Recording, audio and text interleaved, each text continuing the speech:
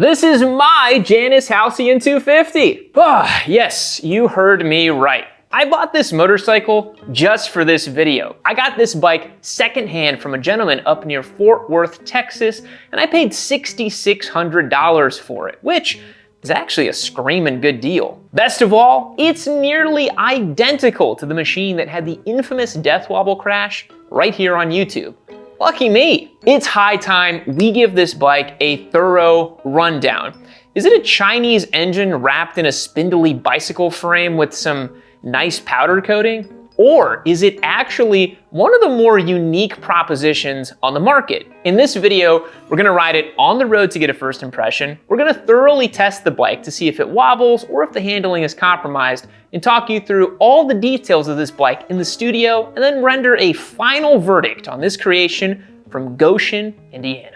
Before you get your pitchforks out and say that I'm just punching down on Janus or chasing clicks, I'm well within my rights to publish editorialized content about a thing that I bought. And I'm not trying to destroy or expose Janus. If people want to spend over $10,000 on a nice looking old school bike that makes like 14 horsepower, more power to you.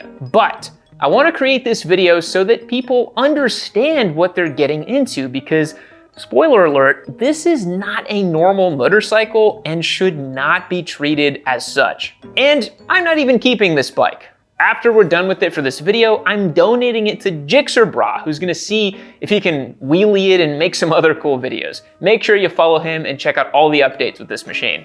I'm also going to donate $3,500 to a charity called Biker Down. They do really great work getting riders back on their feet, and if you'd like to support, the link's gonna be down below. I'm not making this video for ad revenue on YouTube. I'm doing it because you should never underestimate a YouTuber that has way too much time on his hands. All right, that's enough yapping. It's time to ride. All right, swinging a leg over this beast. Let's see if we can actually get her to fire up. She's been a little cantankerous lately. Very lightweight, small little motorcycle, diminutive, so easy to maneuver around like this. Long tank. The distance from me to the handlebars is kind of crazy. Let's see if she'll fire up. Hey, there we go. So you take off with the Janus. You kind of bounce a little bit in the Springer seat. Feel this agricultural little Chinese motor come to life. And the first time you dip it into a corner like this, you just think, oh boy, this is not a normal motorcycle. Bikes communicate a lot of things to you. And the Janus tells me that it is wanting to go slow and steady, baby. That is immediate when you get on this bike. That's the first thing I felt with it. The next thing I feel is a pretty rough and tumble little Chinese single cylinder. We're gonna talk a little bit more about that in the specifications portion of this video.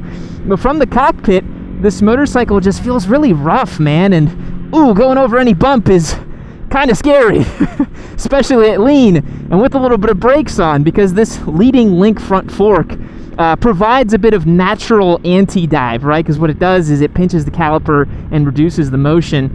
And while that's fine going straight up and down, it's not fine if you're trying to break into a turn or trying to feel what the front end is doing. It's a little scary, a little flighty. And that's the feeling I get with this thing. It's flighty. It's super lightweight on these tiny, skinny little tires. Any small amount of input causes it to just flop over from side to side. And I know I can keep up with passenger vehicles. I can cruise down the road. It's not scary when you're going 30 miles an hour, 40 miles an hour even, because that design that this motorcycle has, the leading link front fork, the rigid rear end, the Springer seat, that was all stuff that 100 years ago, you know, made the motorcycles go maximum of about 35 miles an hour.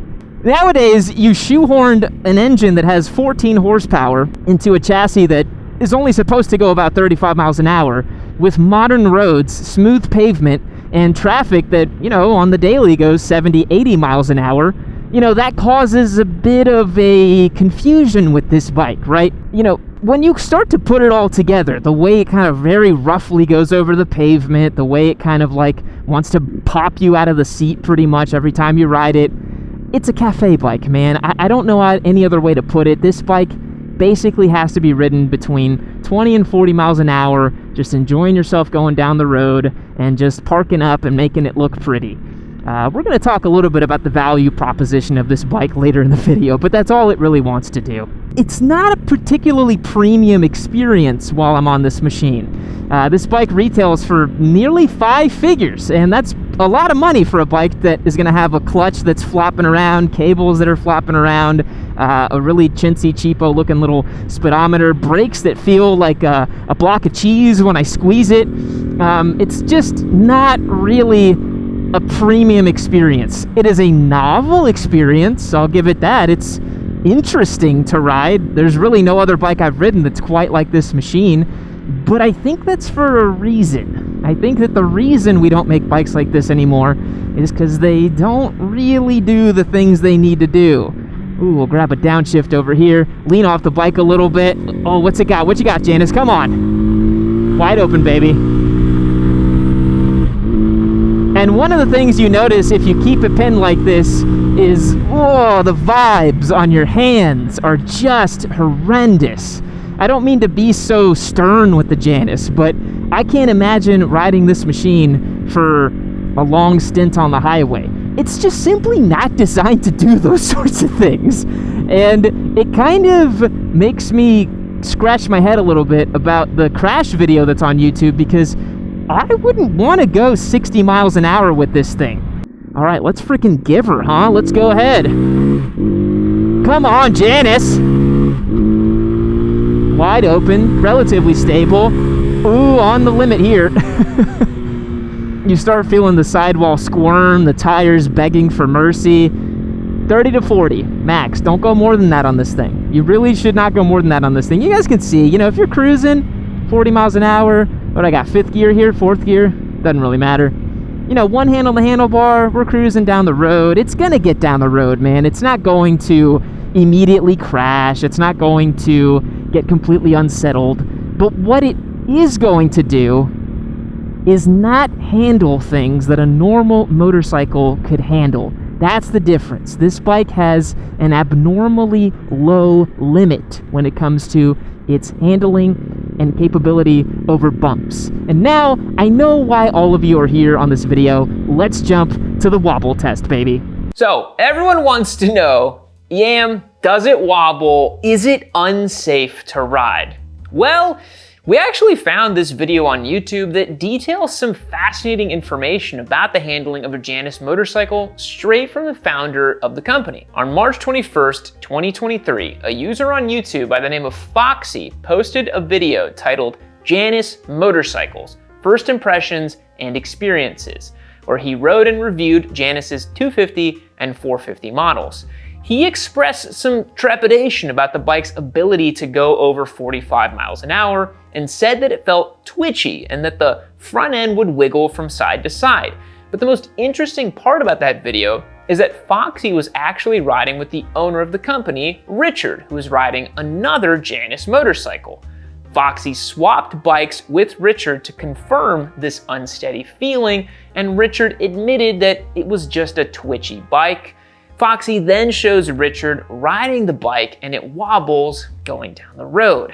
We will link the video in full down below, but the clip in question starts at the 20-minute mark. So the owner of Janus is on video confirming that yes, it is a twitchy bike and it does indeed wobble at higher speeds of about 45 miles an hour. But of course, I wanted to test this for myself. Just because the Janus is confirmed to be twitchy by the owner of the company doesn't mean that every time you ride it, it's gonna wobble and crash. Many Janus owners have ridden their bikes for thousands of trouble-free miles. What I'm trying to understand is the following. Does the Janus have an abnormally low limit that an average rider would find unacceptable? Does this bike feel twitchy or wobbly in a way that would feel unsafe for an average rider? Do you have to ride this bike in a particular way to not cause an unsafe situation? Obviously, I can't perfectly replicate the now infamous crash scientifically, there's just way too many variables, but we can control for some and see what happens. I want to make sure that we all understand that if I don't crash the bike, that doesn't mean it's perfectly safe and just like a regular motorcycle. Foxy's video showed us that the bike is twitchy and made him very afraid while riding. So I'm gonna jump on and see how this goes. Okay, so this is the obstacle. It's about an inch of height, and then I'm riding into this groove right here. Now, the Janus propels itself to 60 after 20 seconds of flat out acceleration, so I don't think I'm gonna be able to hit that at 60, but I'm gonna try going as fast as I dare.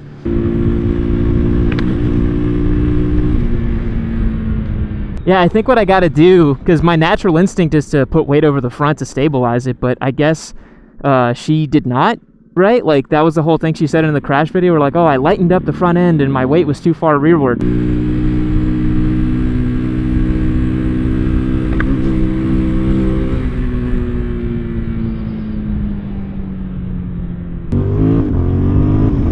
Just ripped a little wheelie. Didn't mean to. Wow, dude. It didn't do anything. It didn't do a damn thing. There was no drama at all. Literally no drama. I can hit this at 90, it doesn't matter. And yeah, you could say, like, oh, it's an adventure bike. Like, of course it's going to do that, but any street bike would do that too. Just so much more confidence inspiring. There's literally no drama at all. Look, it becomes pretty obvious after you ride this bike for a few miles that it can't handle much in the way of speed, road conditions, or lean angle. It's just not made for that. After testing this bike, I feel vindicated about our video that we put out. I stand by my opinion that nearly any other modern bike would not have crashed under the circumstances of the Doodle video. And the combination of ancient front suspension, a rigid rear end, and vertical groove tires found on this specific bike has to be considered when finding a culprit for that crash. In my opinion, it's imperative that we have an honest and realistic conversation that the vehicle was a significant factor in that crash.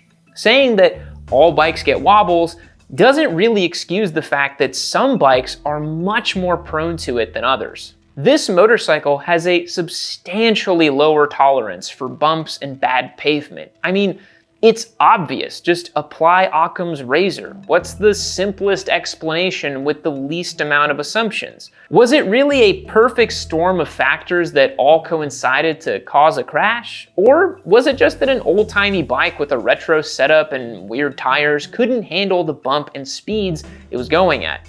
I know the answer I'm going with, and honestly, I wouldn't ride that bike at 60 miles per hour into grooved pavement if I could avoid it. That would definitely sketch me out. This bike is happiest going about 45 or 50 miles per hour, tops on smooth pavement. Now let's break down the details and specs of this machine next. This is a handcrafted motorcycle assembled in Goshen, Indiana, but it uses many components that are not made in the US. It has a tubular steel cradle frame and is powered by a 229cc single-cylinder Honda clone engine from China, making about 14 horsepower and 11 foot-pounds of torque. This engine is used throughout the world in lots of different motorcycles. In fact, it's the same clone engine that was in the Boom BD250 that I had a few years ago. This engine is mass-produced, parts are relatively easy to get, and it's pretty reliable. But it's not a special engine, and that kind of is a detractor to me on a motorcycle that can easily cost over $10,000. We measured this bike at 265 pounds, ready to ride in the studio, so the engine actually propels it forward nicely. This bike has a near 50-50 weight distribution, which was a nice surprise too. Compared to any modern 250, it is down on power, torque, and handling. This bike can do 0 to 60 in 20 seconds. For context, a Honda Grom does 0 to 60 in 13 seconds. But it's not about speed or handling, of course. It's about that handcrafted feel. And we do have to give high marks to this bike. It is some really nice paint. The powder coating on the frame looks perfect, and you can tell there's a lot of pride and joy that went into this machine. However, upon closer inspection, you start to notice some things that kind of have a project bike feel and some features that don't really make sense for an ultra pure, authentic motorcycle. For example, this bike features a kickstart and an electric start, which is strange. I guess it's nice to have if the electric starter doesn't work, but I've never seen a modern manufacturer have that little faith in their electrical systems. The digital dash up above provides some nice information, but looking down at a small LCD while you ride this bike really takes away from the old-timey experience. The wiring is tucked away underneath this small tray under the gas tank, and it's kind of just like a rat's nest of wires in there. The rest of it flows out decently, but a lot of this bike reminds me of the Boom BD250, and not in a particularly good way. Let's talk wheels and tires, because that's where it gets a bit odd. The front is a Duro HF317 tire with a size measuring 3x18.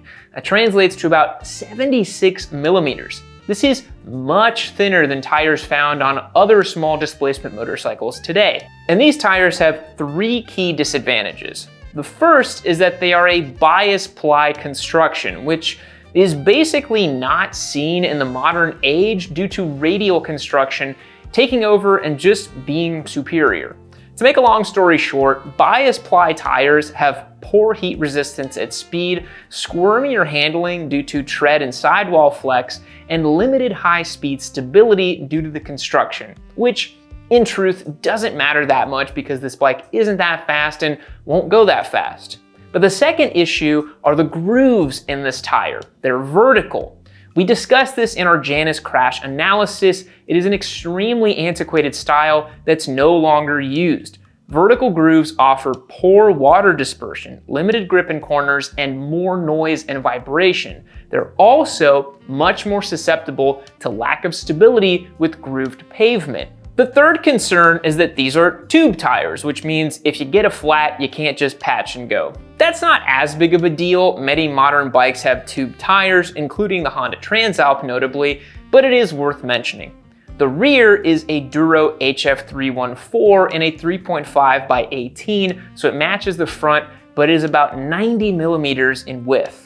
This bike uses an archaic leading link front suspension where the caliper moves with the swing arm, causing reduced front suspension travel when you utilize the brakes. Now, this can be thought of as a natural anti-dive system, and while it sounds like a good idea in theory, it actually removes some of the weight transfer we rely on for cornering feel and front-end grip. Leading links disappeared from modern motorcycles because telescopic forks were cheaper, lighter, and had better feel for riders. They're better in basically every way. This system requires extra pivots, bushings, and a swing arm structure. That just makes it more heavy and complex to manufacture and maintain. Now, this design tends to work decently well at lower speeds, which is why we see them on small scooters and mopeds, but at higher speeds, they can feel a little vague over a telescopic fork. The rear of this bike is rigid. There's no suspension other than a Springer seat, which helps with rider comfort, but the bike itself still gets very unsettled when you go over a bump or a strip in the road.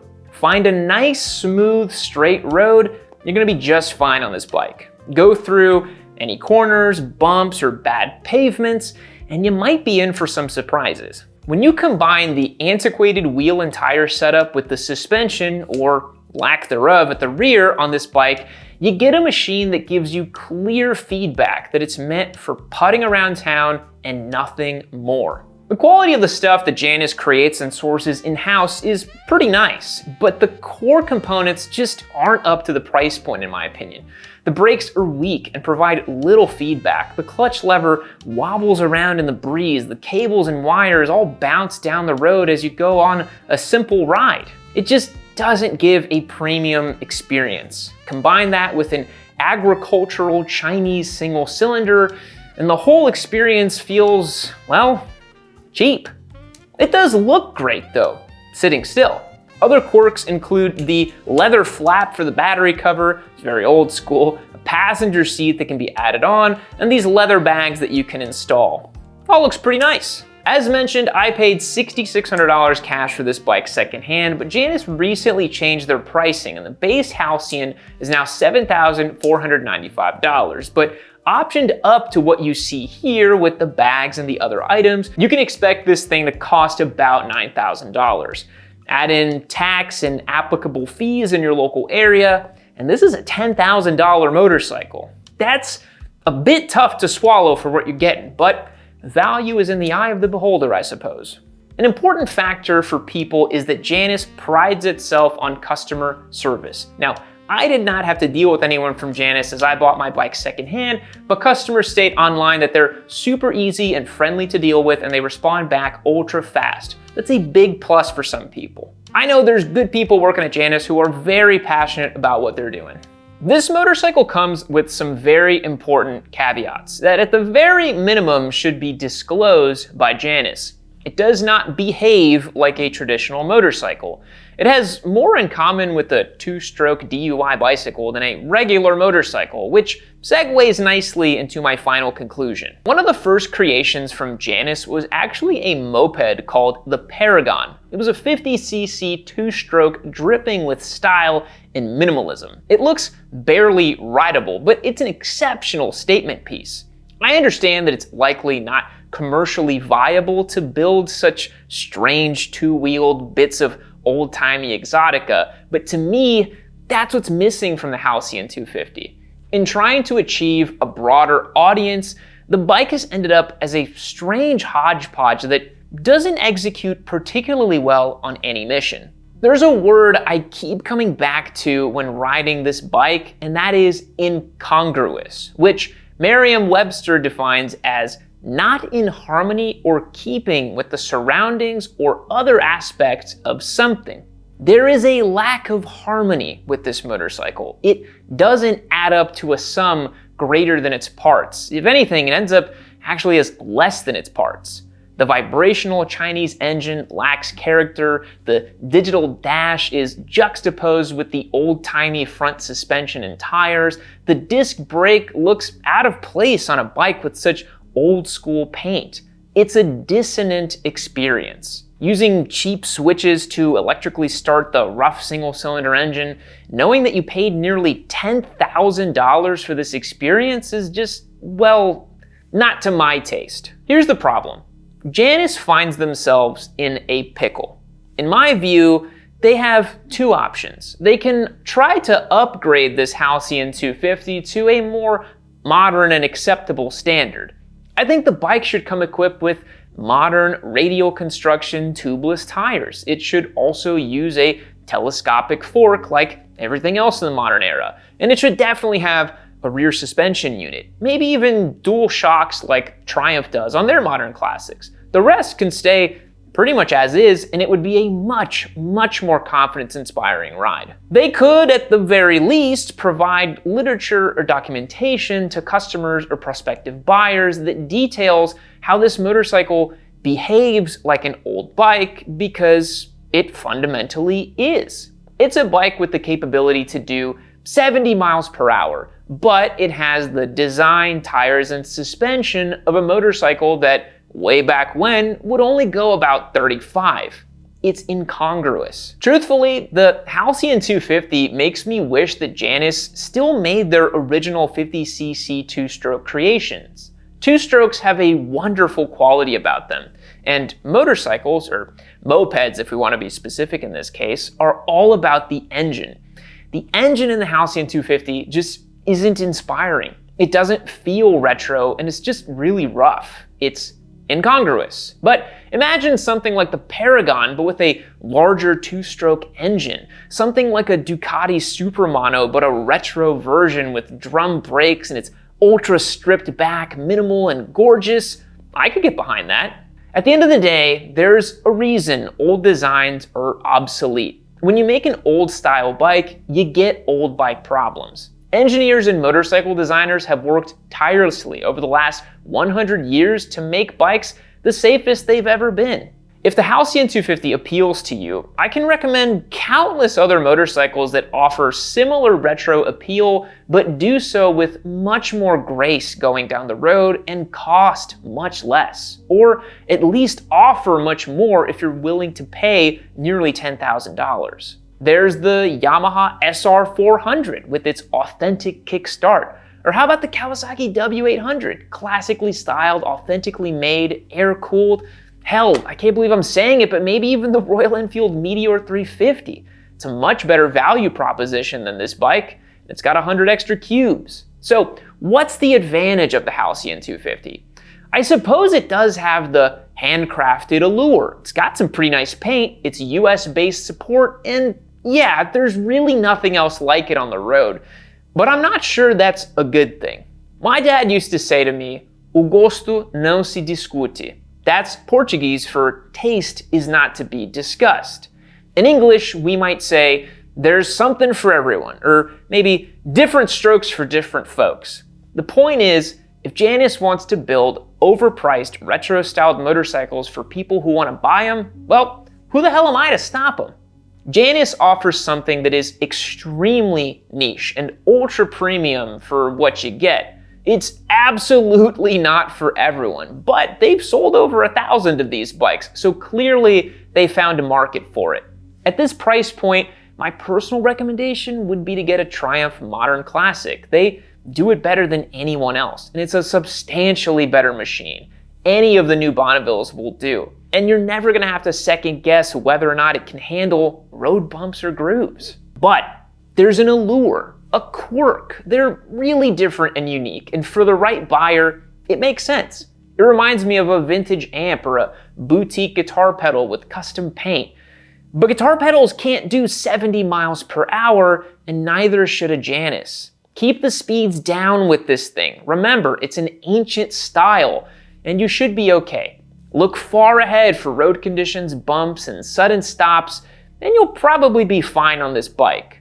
But if you hit a big bump in the road, hang on and remember your training, and don't think too much about the fact that a modern motorcycle would have no issue at all. I wish the folks at Janus the very best. I encourage my audience to not bombard or raid their videos or others about these bikes, and maybe, just maybe, all of this publicity will help sell a Janus or two to the right buyer, because people like these bikes.